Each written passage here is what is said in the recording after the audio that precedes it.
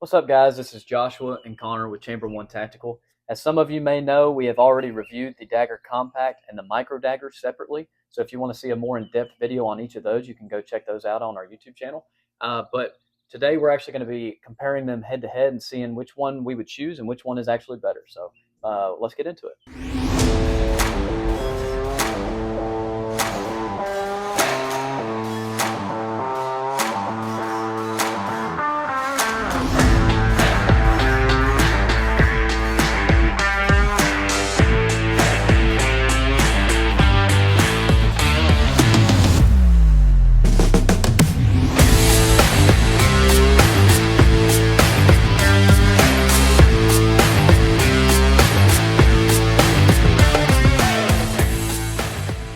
All right, so the first gun we're going to talk about is the Paladin Estate Dagger Compact, and I'm going to talk about it since this is my gun, and they are my accessories that were put on there. So real quick, like he said, we did run through this gun in a more in-depth video, so if you guys want to check those videos out, they are on our page.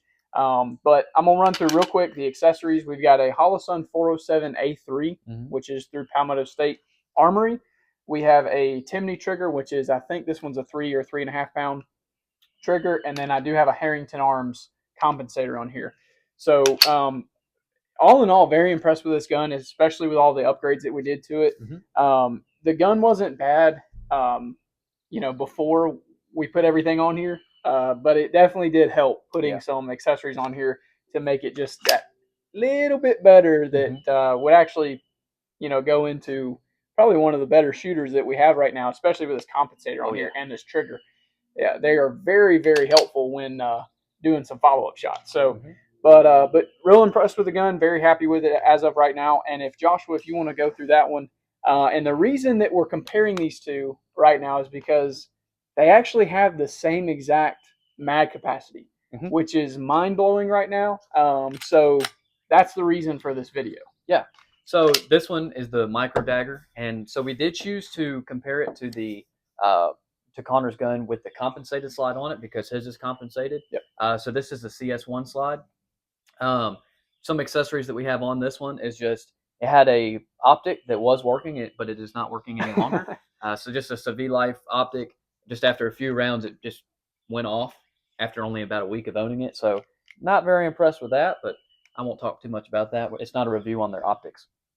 I did put some night sights on here as well. So I got rid of the standard sights that came on it and put some tritium night sights on there, which really help out as well, especially when your optic dies. It's nice to have backup sights.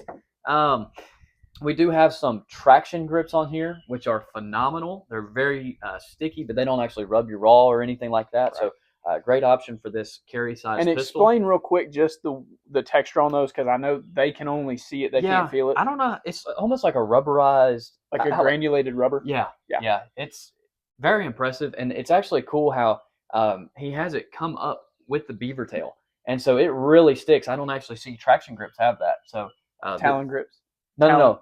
Talon grips don't have that. These traction grips are really nice. It goes all the way up to the beaver tail. So really impressed with that. And I think that's really the only upgrades that we have to this one as of right now. Right. Yeah, I mean, so just comparing the two, it's kind of crazy because, in my opinion, the recoil difference is really not that big between the two. I know they're both compensated, but to be able to have a gun that's this small and this, to me, it's more about how thin it is, right? The thin profile is kind of what when you start getting super thin, you start losing, friction and texture on the grip, and it seems to have a little bit more snap to it. But these two really don't have that big of a difference between the recoil, which is very impressive for this to be more of a compact and this a subcompact. Right. So, and to be fair, I like this grip a whole lot more. That's what I was going to say. Than this one because, and like I said, we've talked about this in our review of this gun, but this little hump that they add here, I'm not a super huge fan of. And some of you have commented to maybe get the full size frame, and that would help a little bit. Yeah. And we may try that out. But as it sits right now, I much prefer the grip of the Micro Dagger.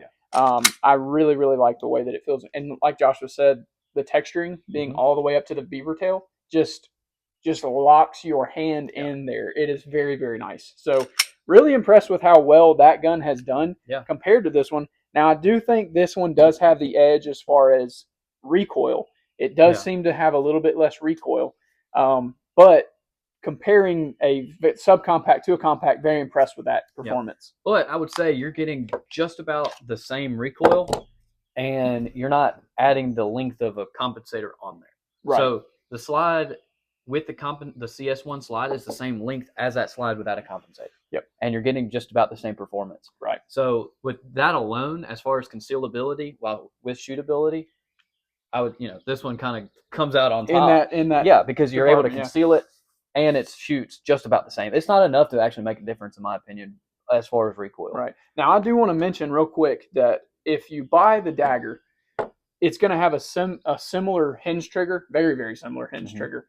And I personally feel that the hinge trigger in this gun is 10 times better than what it was in the original Dagger. And I think that stands true with Glock itself. Yeah. The triggers in the 43X and the 43, to me, feel better, and they're more crisp than in the Glock 19 and 17. So I don't know why that is, but that's just the way it's always seen me. But it definitely is true with the standard Dagger trigger, not the Timney, obviously, but the standard Dagger trigger compared to the micro Dagger.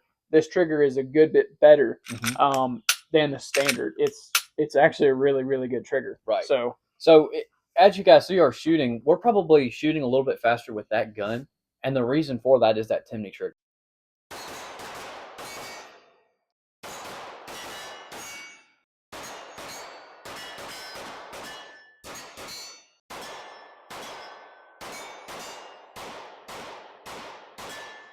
I mean, it's a big difference when the Timney trigger and the optic.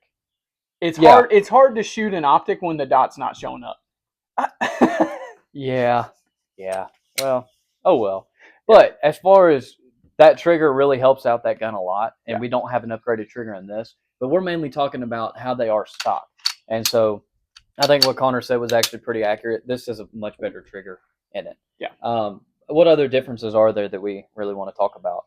I think we've covered the frame side. The frame is much better. We'll talk about the magazines. Yeah, I think the magazine is probably one of the biggest things is you're paying the same price at the end of the day, right? I mean, they're about $30. Okay. Correct? I mean, that one's the black, $29. Yeah, and the black version's how much? I think it's around that. It may be a $10 difference between the black and the stainless, but your value on your mags are about the same. Now, there's not as many aftermarket mags for the Palmetto State Dagger, which I don't think you would ever want to go aftermarket, because I think this is a really, really well designed mag. We have not had issues with these mags. We have had issues with the Glock 43X mags. So I don't know if anybody else has had any issues with their PSA micro Dagger mags that I don't know of, but it may be out there. But I think it's pretty cool that you can get that small of a gun and it have the same exact round count as a much thicker firearm. So so these mags are pretty cool, and you can actually use them in the Glock because they did that polymer strip up front, so you don't actually have to go and change out a bunch of the mag release on it. You can use your standard mag release and actually run these in Glocks as well. So these are actually pretty neat little mags. And like I said, they were reliable in both. Yep. It was reliable in the 43X that we have, and it was reliable in the micro Dagger. So I'm going to ask you a question, Connor. If it came down to it and you had to buy one. So this one's coming in with this slide. It's coming in around $359. With the standard slide, it's going to be around $339. Versus that, which you can build for as cheap as $250. Well, let's just say it's around $300. Which one are you going with? Well, I don't want that one because it's got that nasty. Not these. If you were to buy one today off their website. So I think I actually made this statement to you, and it was prior to this video, but I think I told you I don't see that this gun has a place anymore because that gun came out.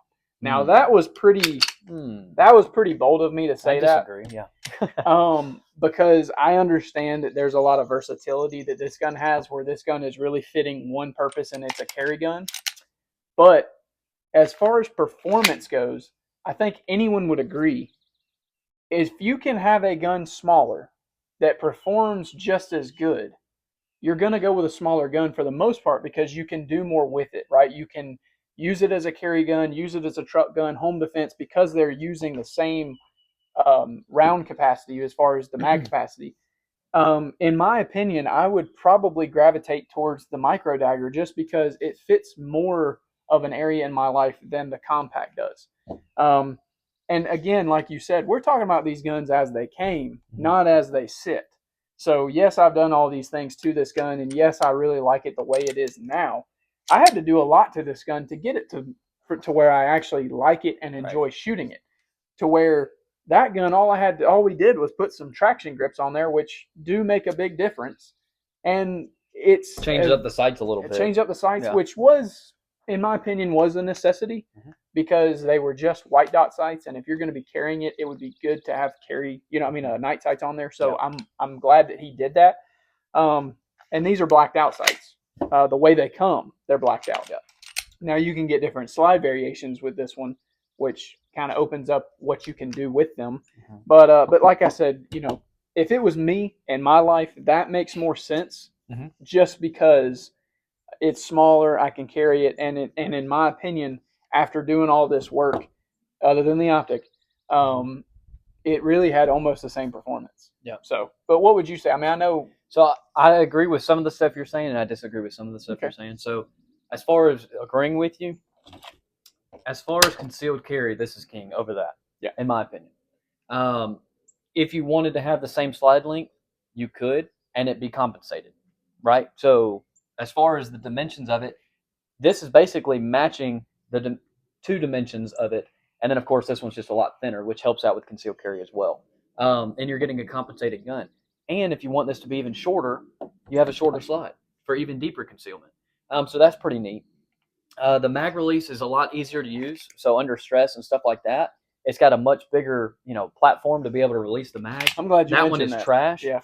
So just being able to swap out your mags, if you ever had to use your gun, this one's going to be a lot more shootable, in my opinion. Yeah. And of course, we're talking about the stock guns, right? So the trigger in this one is a lot more shootable. It just makes you.